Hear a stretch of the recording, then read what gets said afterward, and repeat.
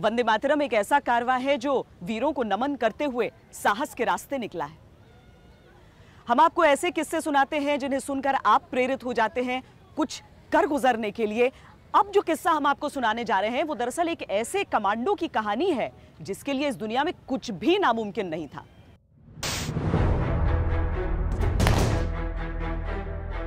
वो रैम्बो था और रैम्बो ही रहा।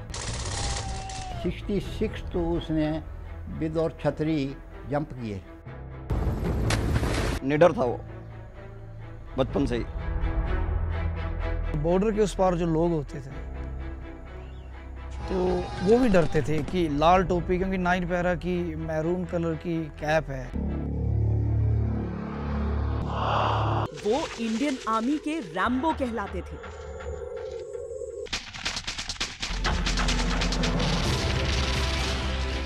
धरती के किसी भी कोने में कोई मिशन ऐसा नहीं था जिसे मेजर सुधीर वालिया पूरा न कर पाए।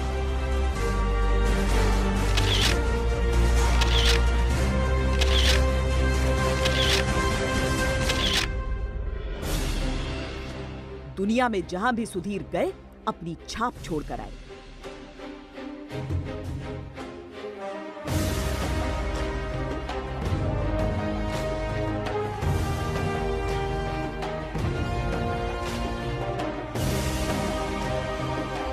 मेजर सुधीर वालिया बहुत बहादुर थे, बहुत हिम्मत थी और बहुत जोशीले थे। कभी भी कोई टारगेट मिलता था, कोई ऑपरेशन मिलता था तो खुद वो उसमें पार्टिसिपेट करने के लिए जो वो अग्रेसिव रहते थे। तो हर एक काम में अच्छे रिमार्क्स लाना और यूनिट के लिए भी नाम करना, उसके लिए वो फेमस हो चुके थे। क्योंकि उसके कारनामे अपने क्लास फेलोज से, अपने स्कूल फेलोज से या अलग जो फौजी लोग हैं उनसे जगह जगह सुनने को मिलते थे कि सुधीर ने ऐसे किया, सुधीर ने ये किया, एडीसी से चला गया जनरल मलिक के एडीसी रहे हैं वो। तो बहुत सारी बातें, बहुत सारे किस्से सुनने को मिलते थे लोगों से। मिलना चाहता था, मिल नहीं पाया। ये एक गरीब बच्चे के संघर्ष की कहानी है। संघर्ष अपने सपनों से। वो बच्चा जो बेबसी को देखता था पर बेबसी को समझता नहीं था। वो बच्चा जो जरूरतों को महसूस करता था पर जरूरतों से बोझिल नहीं होता था। वो बच्चा जो अपना लक्ष्य जानता था पर उस लक्ष्य के फासले से परेशान नहीं होता था। पालमपुर में सेना के सूबेदार रूलिया राम का होनहार बेटा सुधीर हिमाचल के एक छोटे से गांव बनूरी के प्राइमरी स्कूल में पढ़ता था। वहां जमीन पे दरी बिछाकर पढ़ाई कराई जाती थी। क्योंकि गरीब घरों के बच्चे उस स्कूल में पढ़ते, स्कूल का कोई यूनिफॉर्म नहीं था। पर जब सुधीर चमकते लाल यूनिफॉर्म में सुबह सुबह दूसरे बच्चों को आते जाते देखते तो इस फर्क को समझ नहीं पाते थे। उसको यहाँ मनोरी स्कूल में, यहाँ कोई स्कूल नहीं लग रहे थे और इतनी हमारी समर्था नहीं थी कि हम उनको पालमपुर तक पहुँचाएँ। लेकिन उस वक्त ये एक बैग छोटा सा लेकर और कंधे पर बोरी रखी होती थी और नीचे बोरी बिछानी, रेते में बैठना और पढ़ना। लेकिन पढ़ता ठीक था। स्कूल से आना तो भी अपनी पढ़ाई का ख्याल रखना। तो उसने बोला, पापा ये सफ़ेद कपड़ों में कैसे कौन जाता है? मैं कहे बच्चे जो हैं ये इसमें मिलिट्री स्कूल में पढ़ते हैं और कल को ये अफसर बनेंगे। तो उसके दिल में वहीं से एक बात आ गई कि मैं भी अफसर बनूँगा और मैं अच्छे कपड़े पहनूँगा और मैं भी पढ़ूँगा। तो उसने और जोर लगाना शुरू कर दिया। पिता ने कहा मेहनत करनी होगी तो सुधीर ने इसे ब्रह्म वाक्य मान लिया। इतनी मेहनत की कि बगैर किसी कोचिंग एंट्रेंस टेस्ट पास कर सैनिक स्कूल में दाखिला हो गया। और जब 12वीं के बाद नेशनल डिफेंस एकेडमी की परीक्षा दी तो इंटरव्यू का बुलावा आ गया।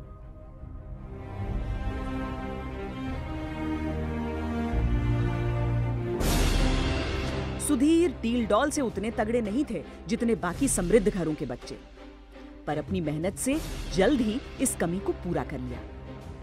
लेकिन अब भी एक मुश्किल बाकी थी। जैनपुर में टीचर बड़े अच्छे थे, इंग्लिश में थोड़ा वीक था और अच्छे लायक थे। मैं उनकी खुशामद की कि ऐसे ऐसे इसका इंग्लिश कम है और इसको इंग्लिश में पढ़ाना है।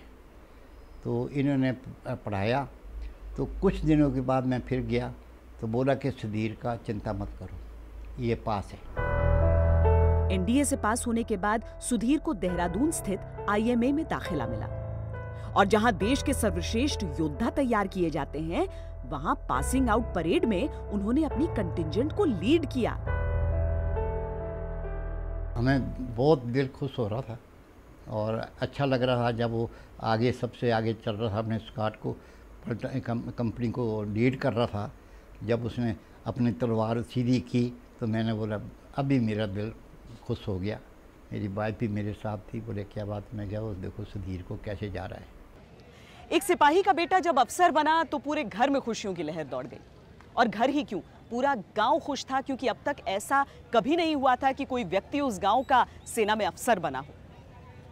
सुधीर वालिया की जिंदगी में बहुत कुछ बदल रहा था। अगर कुछ नहीं बदल रहा था तो उनके सपने देश सेवा के।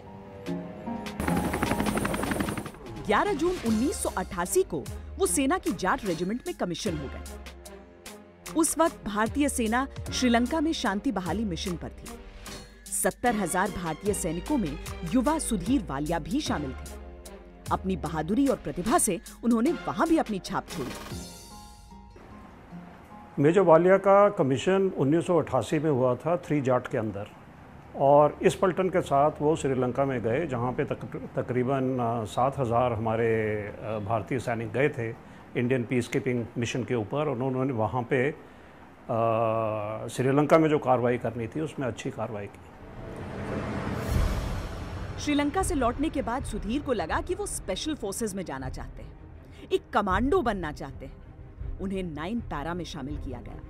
भारत में पैरा ब्रिगेड खास और खतरनाक ऑपरेशंस की स्पेशलिस्ट होती है, और 9 पैरा एक ऐसी बटालियन है जिसे पहाड़ पर युद्ध के लिए तैयार किया जाता है।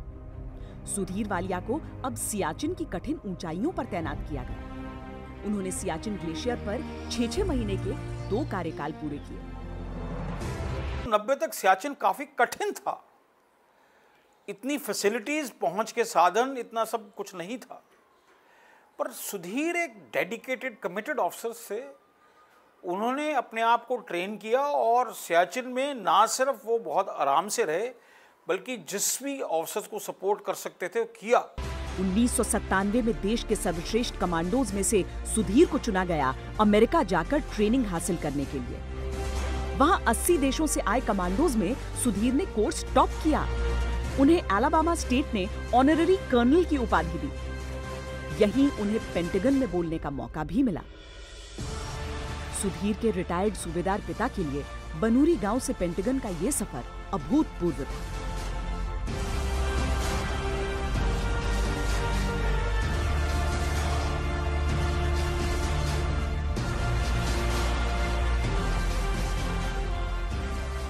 अच्छी कंट्रियाँ थी उसमें। आप देख रहे हैं यहाँ पर वो उसका वो पड़ा हुआ है पेंटागन में, वहाँ पर उसका बड़ा अच्छा रिकॉर्ड आया। और ये फर्स्ट अफसर है जिसने पेंटागन में, पहला आदमी था जिसने इंडियन अफसर जिसने वहाँ पर लेक्चर दिया था। तो हमें बड़ी खुशी हुई उस वक्त कि हाँ इतनी बड़ी जगह जाकर उसने बड़ा अच्छा किया। वहाँ से वापस आया, जनरल बीपी मलिक साहब थे। उन्होंने बोला कि हर यूनिट में जाओ और हर यूनिट को ट्रेनिंग दो, हर एक को बताओ कि वहाँ पर जाकर क्या सीखना है क्या नहीं सीखना। एंटी टेरर ऑपरेशंस में बहादुरी के लिए सुधीर को अब तक 2 बार सेना मेडल से सम्मानित किया गया था। उनके किस्से आर्मी में सबकी जुबान पर थे, और तत्कालीन सेनाध्यक्ष जनरल वीपी मलिक ने सुधीर वालिया को अपना एडीसी नियुक्त कर लिया। उस वक्त वो एक एंटी टेरर ऑपरेशन में मिले जख्मों से उबर रहे थे। नॉर्मली जो इंडियन आर्मी चीफ का जो एडीसी सिक्योरिटी होता है वो स्पेशल फोर्सेस के लिए होता है, और उसके लिए हर दफ़ा 2 या 3 नाम जाते हैं। तो उसमें रिकॉर्ड ऑफ सर्विस देखा जाता है और इंटरव्यू लिया जाता है। तो उस बेसिस के ऊपर, क्योंकि उनका काम बहुत अच्छा था, उनको चुना गया। चीफ के दफ्तर में कई दफा उन्हें छेड़ा जाता था कि 30 की उम्र पार करने पर भी वो कुंवारे क्यों हैं। दरअसल इसकी एक दुख भरी कहानी है जिसका जिक्र जनरल वीपी मलिक ने अपनी किताब में किया है। वे अविवाहित थे और शुरू में अपने परिवार के विषय में अधिक नहीं बताते थे।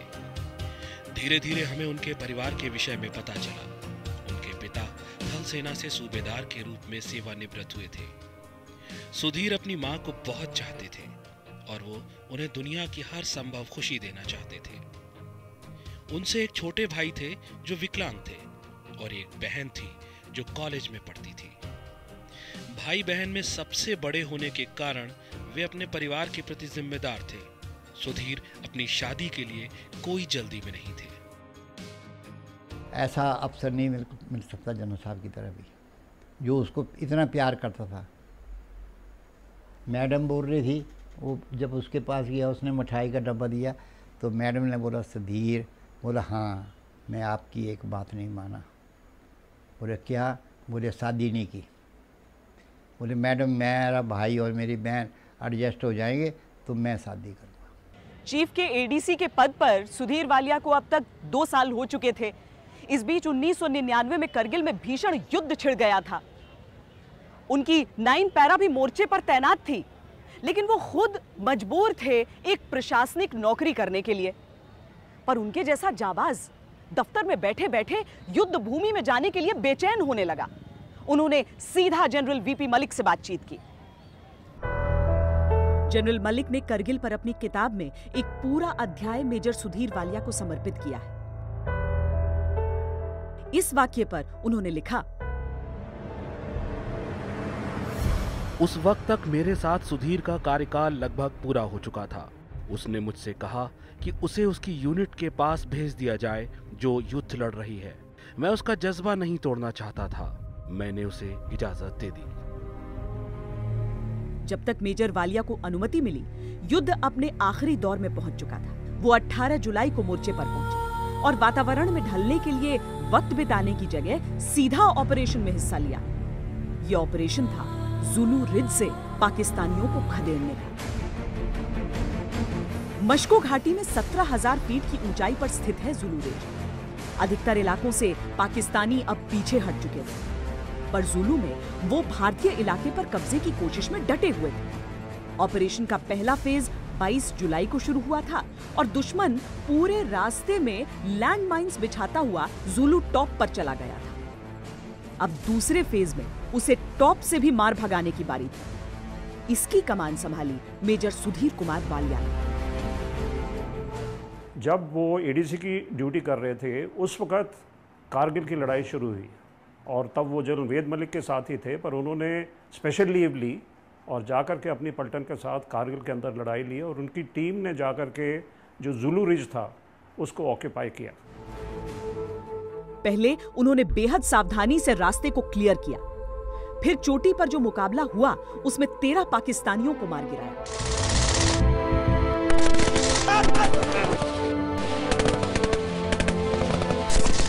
इस कारनामे के लिए मेजर वालिया का नाम वीर चक्र के लिए प्रस्तावित किया गया, लेकिन अभी उनके कारनामे बाकी थे। कंटिन्यूअसली अनमाइंडफुल पर्सनल रिस्क के बारे में, कभी अपने बारे में उन्होंने अपनी सेफ्टी के बारे में परवाह नहीं की। अपने प्रोफेशनलिज्म पे उनको इतना विश्वास था। और अभी भी मेरे सिर के पीछे के बाल खड़े हो जाते हैं सोच करके उनके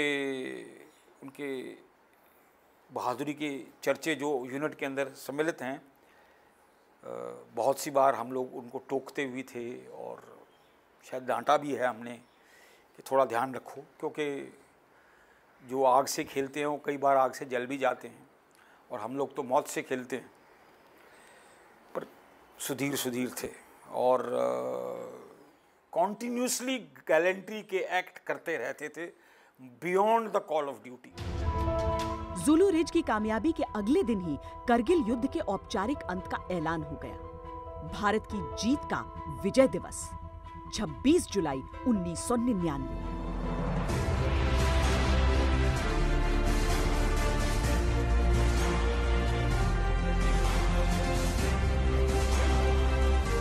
मेजर सुधीर कुमार वालिया ने श्रीलंका में भारत का मिशन पूरा किया था।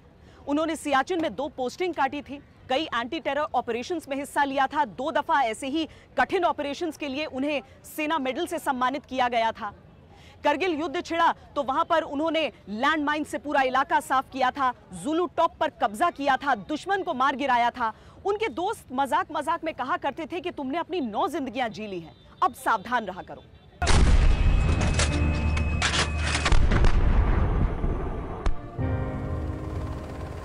करगिल का युद्ध खत्म हुए करीब 1 महीना बीत चुका था। मेजर सुधीर वालिया 9 पैरा के साथ अब कुपवाड़ा में तैनात थे। जनरल वीपी मलिक अपनी किताब में इसी वक्त की एक घटना का जिक्र करते हुए लिखते हैं, मुझे दिल्ली लौटे हुए 3 दिन हुए थे। अचानक पता नहीं मुझे क्या सूझा कि मैंने 15 कोर के जीओसी को फोन लगाया। मैंने उनसे कहा कि सुधीर को कोई भी काम देने से पहले जरा सावधानी बरतना। सुधीर बहादुर है और जरूरत से ज्यादा जोशीला, पर उसे खतरे मोल लेने से रोकना। मेरी पत्नी चौंक गई। मैंने ऐसा पहले किसी के लिए नहीं किया था। पर जो खतरों के खिलाड़ी होते हैं उन्हें सावधानी रास नहीं आती, कम से कम तब तो बिल्कुल नहीं जब बहादुरी की जरूरत है। 27 अगस्त को 9 पैरा को खबर मिली कि हफरूदा के जंगलों में चंद आतंकियों ने अपना गुप्त ठिकाना बना रखा है। ये जंगल बहुत ही घने हैं। मेजर सुधीर को इन जंगलों में ऑपरेट करने का अनुभव था। 2 दिन बाद 5 कमांडोज को लेकर major Sudhir Walia search and destroy operation के लिए निकल पड़े। इस कैंप के बारे में सुधीर ने कोई इंफॉर्मेशन जनरेट की थी, तो वो उस इलाके के अंदर वो गया था और वो कैंप के अंदर बड़ा स्किलफुली टेररिस्ट ने लगाया हुआ था, फॉरेन टेररिस्ट थे। और इसके अंदर जो वो खेम सिंह और मेजर सुधीर ऑपरेशंस को लीड कर रहे थे, और ऐसे जैसे सुधीर की आदत है सबसे आगे भी वही था। रात भर वो तलाश में भटकते रहे, पर आतंकियों का कोई निशान नहीं मिला। सवेरे एक नहर की बगल से गुजरते हुए उन्हें टूथपेस्ट का ताजा झाग नजर आया। वो समझ गए कि शिकार आसपास ही है। रात की नींद और थकान जैसे काफूर हो गए। पास ही झाड़ियों के बीच छिपा हुआ एक ठिकाना नजर आया। वहां कम से कम 20 आतंकवादी मौजूद थे। कुपवाड़ा के हफरूदा जंगल के अंदर इंफॉर्मेशन आई कि बहुत से वहाँ पे टेररिस्ट गए हुए हैं, और वहाँ पे एक हाइड आउट के अंदर 20 टेररिस्ट थे। मेजर सुधीर अपनी टीम को पीछे छोड़कर सिर्फ अपने बड़ी नायक खीम सिंह के साथ आगे लपके और आतंकियों को चौंकाते हुए इन पर धावा बोला। उन्होंने अकेले दम पर 4 आतंकियों को मार डाला। किसी ना किसी स्टेज पे सरप्राइज टूटना और फायर फाइट शुरू हुई। उस फायर फाइट के दौरान जो है खीम सिंह को चोट लगी, फिर सुधीर को चोट लगी। सुधीर को कोई फ़र्क नहीं पड़ता, उसको तो अपनी ऊपर बहुत भरोसा था। गैलेंट्री जो उसकी साइटेशन है वो क्लियरली बताती है क्या कार्रवाई उसने की, कितनी बहादुरी से वो लड़े। जवाबी फायरिंग में नायक खीम सिंह शहीद हो गए। जब उन्होंने फायरिंग शुरू कर दी, वो भी पीछे से आ गया। उसने खेमचंद को पहले ले लिया, खत्म कर दिया।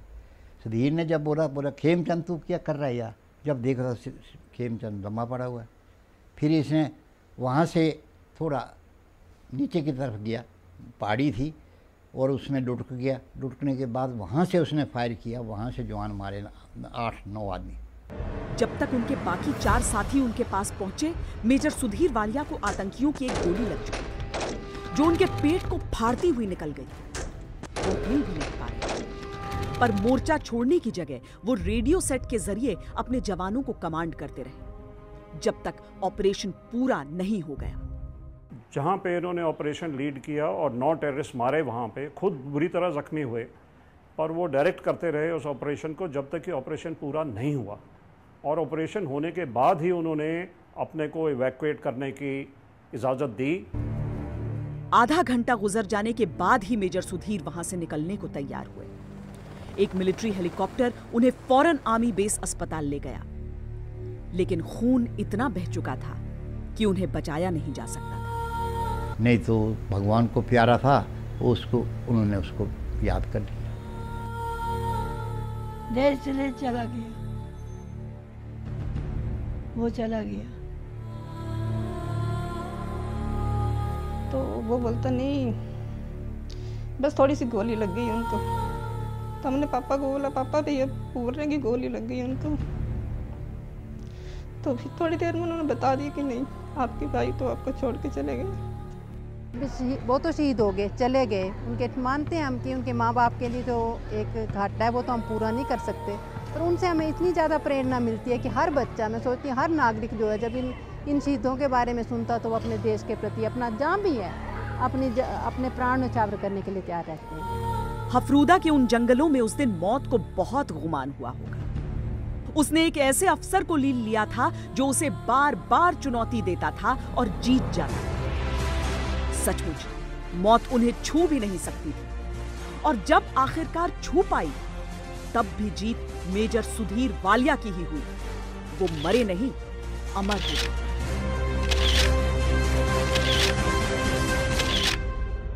मेजर सुधीर वालिया ने इतनी बार मौत को मात दी थी कि वो समझ ही नहीं पाए मौत की आखिरी दस्तक। इस वीर योद्धा को हमारा सलाम। आज के लिए इतना ही। वंदे मातरम।